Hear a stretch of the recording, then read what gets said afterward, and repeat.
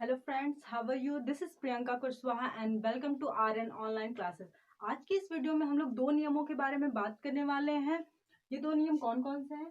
परावर्तन तथा अपवर्तन का नियम। ये एग्जाम के लिए बहुत ही इंपॉर्टेंट है, हर साल आता है, इस बार भी आने की संभावनाएं हैं, इसलिए हम इसे पढ़ा रहे हैं। अब कुछ बच्चे ये कहेंगे, मैम ये तो हमारी बुक में भी है, लेकिन बुक में सिर्फ लिखा है बेटा, वहां समझाया नहीं गया है। वहां यहाँ पर समझाया जाएगा, ठीक है? वहां नहीं समझाएगा, यहाँ समझाया जाएगा ताकि आप समझिए। रटिए नहीं, रटोगे तो एग्जाम प्रेशर से 100% भूल जाओगे, लेकिन समझ लोगे तो 4 साल बाद भी उठाओगे तो आपको याद रहेगा। तो चलिए वीडियो स्टार्ट करते हैं।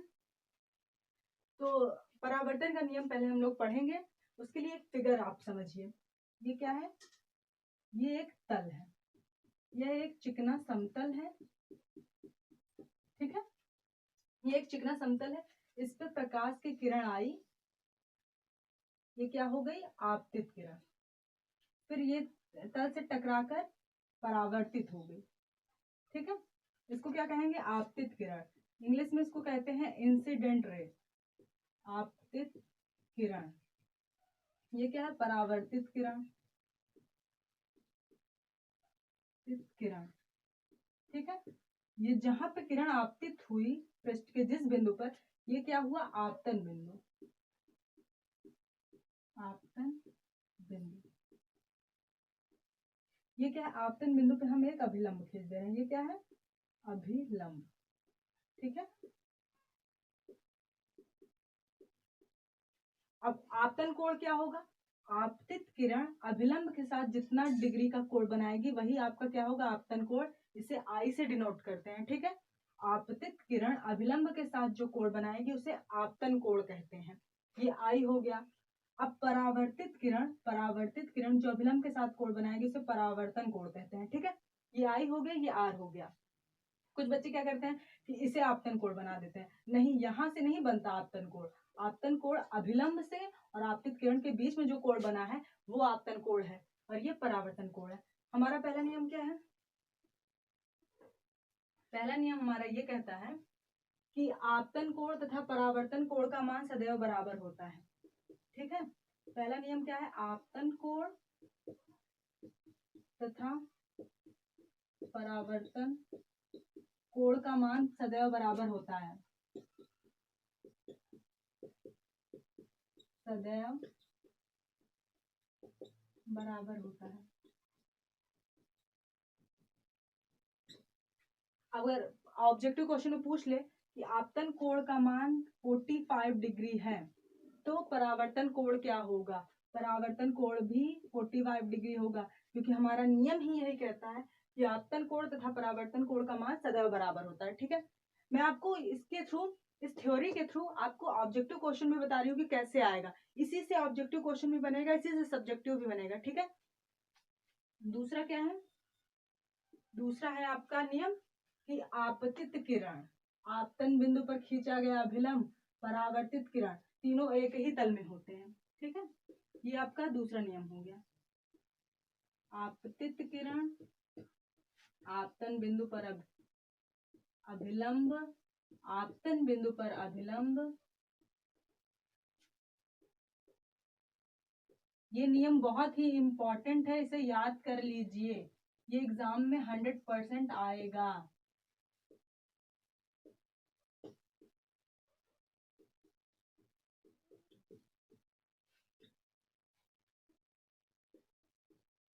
एक ही तल में होते हैं, ठीक है? रटने की जरूरत नहीं है, बस ये फिगर याद करो। क्या हुआ? ये आपतित किरण, आपतन बिंदु पर अभिलंब, परावर्तित किरण, तीनों एक ही तल में होते हैं, ठीक है? ये हो गया हमारा दूसरा नियम। अब आते हैं हम लोग अपवर्तन के नियम पे, ठीक है? अपवर्तन का नियम क्या है, इसे थोड़ा रफ कर दे।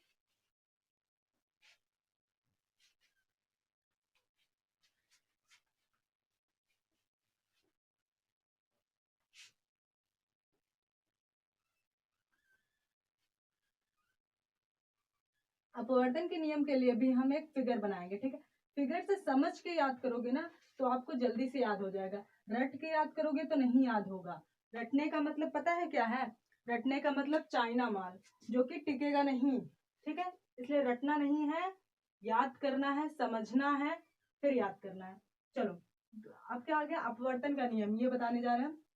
ये एक फिगर बनाते हैं पहले। ये हो गया माध्यम 1, ये है माध्यम 2। ये माध्यम का सीमा पृष्ठ है, ठीक, जहां से दोनों माध्यम अलग हो रहे हैं। एक प्रकाश की किरण इस माध्यम में ऐसे चल के आई, फिर क्या हुआ, दूसरे माध्यम में प्रवेश करने पर अपने मार्ग से थोड़ा विचलित हो गई। जहां पे किरण आपतित हुई, यहाँ पे हम एक अभिलंब खींचेंगे। ये क्या हो गई, आपतित किरण। आपतित किरण, ये क्या है हमारा, अपवर्तित किरण। ठीक है, ये अपवर्तित किरण है, परावर्तित नहीं, क्योंकि परावर्तित नहीं हुई है, ये आ गई है माध्यम में, ये अपवर्तित किरण हो गया। ये अभिलंब, ये हो गया हमारा आपतन कोण आई, ये हो गया अपवर्तन कोण आर। एंगल ऑफ रिफ्रैक्शन, वो क्या था, एंगल ऑफ रिफ्लेक्शन था। ये रिफ्लेक्शन और रिफ्रैक्शन में अंतर है, रिफ्रैक्शन, ठीक। ये क्या है, परावर्तन है, ये अपवर्तन है। ये हो गया कोण आर। अब हमारा नियम क्या है, ये जो परावर्तन का दूसरा नियम था, यही हमारा अपवर्तन का पहला नियम है। आपतित किरण आपतन बिंदु पर अभिलंब, यहाँ पे क्या हो जाएगा, अपवर्तित किरण। अपवर्तित किरण, अपवर्तित किरण तीनों एक ही तल में होते हैं। तो ये नियम तुम्हारा कॉमन हो गया, ये आप सबको याद ही हो जाएगा। ठीक है, कुछ भी रटना नहीं है, सब कुछ समझना है। रटोगे एग्जाम प्रेशर से भूल जाओगे। मैं बार बार यही कह रही हूँ, समझ के पढ़ो। समझ के पढ़ोगे तो चीजें अच्छी लगेंगी और जल्दी समझ में आएंगी और जल्दी से याद भी हो जाएंगी। ठीक है, दूसरा नियम क्या है, अपवर्तन का ये जो दूसरा नियम है, ये क्या है, किन्हीं दो माध्यमों के लिए, क्या है, एक माध्यम दो माध्यम, किन्हीं दो माध्यमों के लिए एक ही रंग के प्रकाश के लिए, भिन्न भिन्न रंगों के लिए नहीं, एक ही रंग के प्रकाश के लिए आपतन कोण की ज्या, अपवर्तन कोण की ज्या का अनुपात एक नियतांक होता है। ज्या किसे कहते हैं, ये साइन है, जो मैथ में आपने पढ़ा होगा, ये जो साइन है इसी को ज्या कहते हैं। तो आपतन कोण की ज्या बोला है तो हम आपतन कोण लिख देंगे, आपतन कोण की ज्या। फिर क्या है, अपवर्तन कोण की ज्या का अनुपात एक नियतांक होता है, ये नियतांक होता है। इसी को क्या कहते हैं, स्नेल का नियम भी कहते हैं, इसी को स्नेल का नियम कहते हैं। तो जब आपसे एग्जाम में पूछे कि अपवर्तन अपवर्तन का दूसरा नियम बताइए या फिर पूछे स्नेल का नियम बताइए, तो आपको यही बताना है। ठीक है, ये दोनों एक ही चीजें हैं, कंफ्यूज होने की जरूरत नहीं है। इस नियतांक को हम क्या कह सकते हैं, पहले माध्यम के सापेक्ष दूसरे माध्यम का अपवर्तनांक। ये क्या कह सकते हैं, पहले माध्यम के सापेक्ष दूसरे माध्यम का अपवर्तनांक। इसी तरह पढ़ते हैं। ठीक है, 1n2 लिखा है तो इसका मतलब हुआ पहले माध्यम के सापेक्ष दूसरे माध्यम का अपवर्तनांक।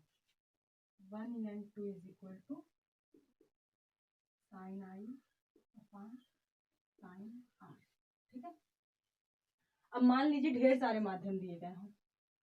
ये हो गया हमारा वायु, ये हो गया जल, ये हो गया कांच, और आपसे पूछ ले WNG। W क्या है, वाटर, G क्या है, ग्लास यानी कांच। इसका पढ़ेंगे कैसे, जल के सापेक्ष कांच का अपवर्तनांक पूछ ले तो कैसे बताएंगे आप।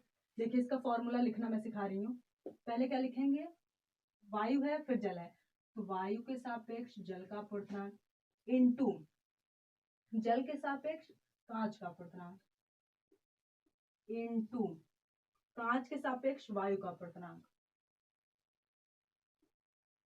Is equal to 1। इनका गुणनफल क्या होता है, 1 के बराबर होता है। ठीक है, इनका गुणनफल 1 के बराबर होता है। ये हमारा हो गया फॉर्मूला। ठीक है, तो WNG हमको निकालना है, तो WNG इज इक्वल टू 1 अपान, ये यहाँ इंटू में है, यहाँ जाके डिवाइड में हो जाएगा, ANW इंटू GNA। ठीक है, थोड़ा सा रब कर देते हैं हम इसको।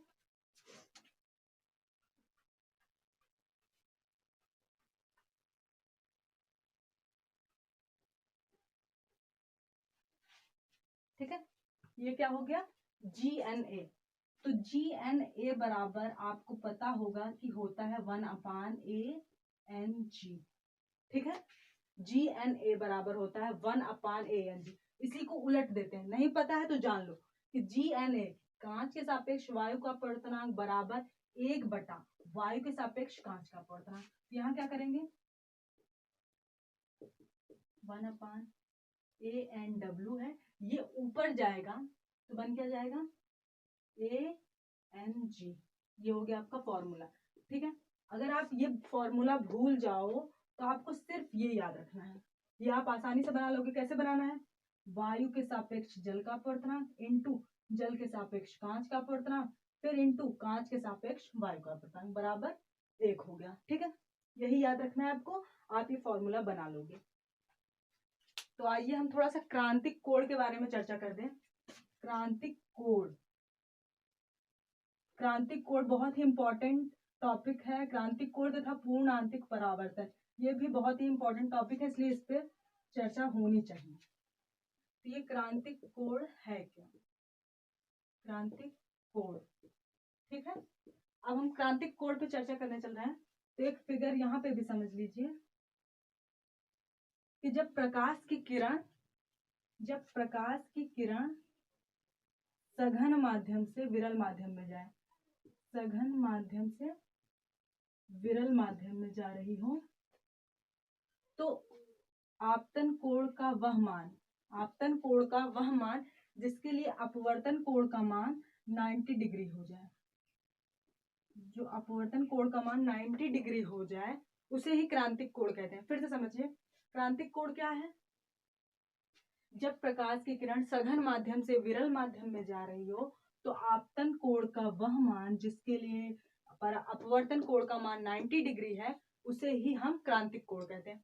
क्यों भाई, सघन से विरल में ही क्यों जाए, विरल से सघन में क्यों नहीं जा रही है, इसलिए नहीं जा रही है क्योंकि हम जानते हैं कि जब प्रकाश की किरण सघन से विरल में जाती है तो अभिलंब से दूर हटती है। अगर विरल से सघन में आएगी, विरल से सघन में आएगी तो अभिलंब की ओर झुकेगी, अभिलंब की ओर झुकेगी तो 90 डिग्री का कोण कब बनाएगी, नहीं बना पाएगी, वो ऐसे हो ही नहीं पाएगी, इसलिए वो 90 डिग्री का कोण नहीं बना पाएगी। इसलिए कंडीशन कहना बहुत जरूरी है कि जब प्रकाश की किरण सघन माध्यम से विरल माध्यम में जा रही है तो आपतन कोण का वह मान जिसके लिए अपवर्तन कोण का मान 90 डिग्री होता है उसे ही हम क्रांतिक कोण कहते हैं। ठीक है, क्रांतिक कोण को किससे डिनोट करते हैं, सी से। ठीक है, क्रांतिक कोण को हम सी से डिनोट करते हैं। अब क्या आता है, पूर्ण आंतरिक परावर्तन। पूर्ण आंतरिक परावर्तन, तो भाई पूर्ण आंतरिक परावर्तन क्या है, पूर्ण आंतरिक परावर्तन जब ये क्या बन गया हमारा, ये आईसी हो गया क्रांतिक कोण का मान। जब क्रांतिक कोण हमें प्राप्त हो जाए उसके बाद अगर हम आपतन कोण को थोड़ा और बढ़ा दें, क्रांतिक कोण का मान जो प्राप्त हो चुका है, मान लीजिए कोई माध्यम है, कांच और वायु ही मान लें, कांच और वायु का माध्यम, और क्रांतिक कोण इसके लिए क्या हो गया, 42 डिग्री। क्रांतिक कोण का मान क्या है, 42 डिग्री। अगर अब 42 डिग्री से थोड़ा थोड़ा और बढ़ाएंगे तो प्रकाश की किरण 90 डिग्री में ना होकर अपवर्तित होकर ये परावर्तित हो जाएगी। ठीक है, क्रांतिक कोण का मान जब धीरे धीरे बढ़ाया जाता है तो प्रकाश की किरण का अपवर्तन ना होकर के परावर्तन हो जाता है। इस परिघटना को क्या कहते हैं, पूर्ण आंतरिक परावर्तन। तो ये जो टॉपिक है ये बहुत ही इंपॉर्टेंट है, इससे आपके न्यूमेरिकल ऑब्जेक्टिव क्वेश्चन पूछेगा, न्यूमेरिकल तो नहीं लेकिन ऑब्जेक्टिव क्वेश्चन जरूर पूछेगा। हो सकता है सब्जेक्टिव में ही क्रांतिक कोण की डेफिनेशन पूछ ले, पूर्ण आंतरिक परावर्तन की डेफिनेशन पूछ ले, तो आपको ये सारी चीजें आनी चाहिए। आएंगी कब, जब आप समझोगे, इसलिए ये सारी चीजों को ध्यान से पढ़ लीजिए। आज की वीडियो में बस इतना ही। अगर आपको वीडियो अच्छी लगी हो तो वीडियो को लाइक कर दें, हमारे चैनल को सब्सक्राइब कर दें ताकि आपको टाइम टाइम पे वीडियो मिल जाए। और आपके एग्जामिनेशन के लिए ऑल द बेस्ट।